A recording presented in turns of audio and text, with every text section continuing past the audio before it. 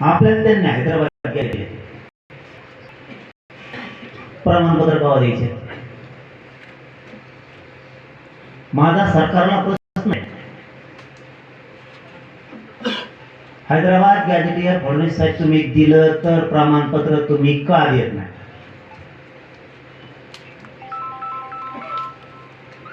याच्या अगोदर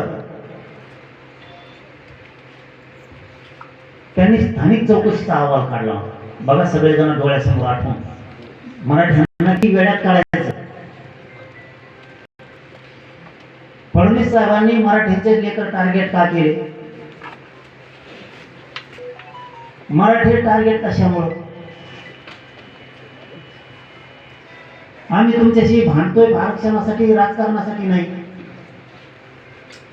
इथं बसलेल्या मराठ्यांनी सुद्धा ही तळमळ समजून घ्या. आता टोकडाच पडायचा.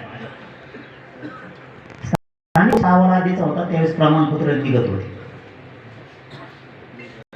आता मी काय करून नवीन सुटी आणली, नवीन काही बदल केले. स्थानिक चौकशी अहवालात 3-4 महिने झाले प्रमाणपत्र निघा. हैदराबाद गॅजेटियर नुसार सगळे प्रमाणपत्र मराठवाड्यातले घ्यायचे, त्याशिवाय आंदोलन थांबवायचं नाही. 29 ऑगस्ट पासून सुरू.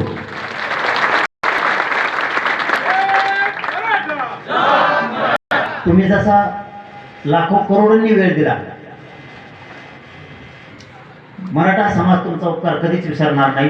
पुन्हा 29 ऑगस्टच्या नंतर वेळ द्या. मराठ्यांनी मराठा समाजासाठी, मराठा समाजाच्या लेकरासाठी 29 ऑगस्ट पासून जोवर आंदोलन चालत तोपर्यंत वेळ द्या. भाजपचा मराठा असला तरी त्याच्या पोराला पोरीला आरक्षण लागले हे विसरू नका.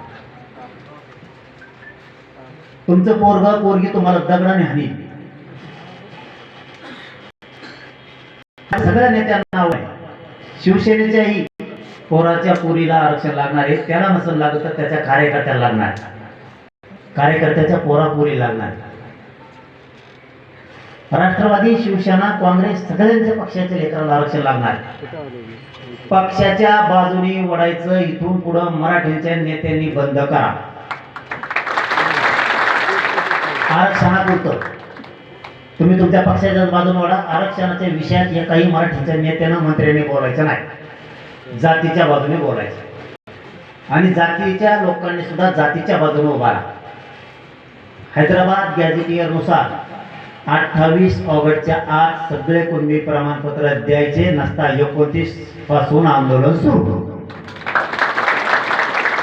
आणि शेवटचं निर्णायक आंदोलन करायचं. खूप महत्वाच्या टप्प्यावर आंदोलन आहे आपलं.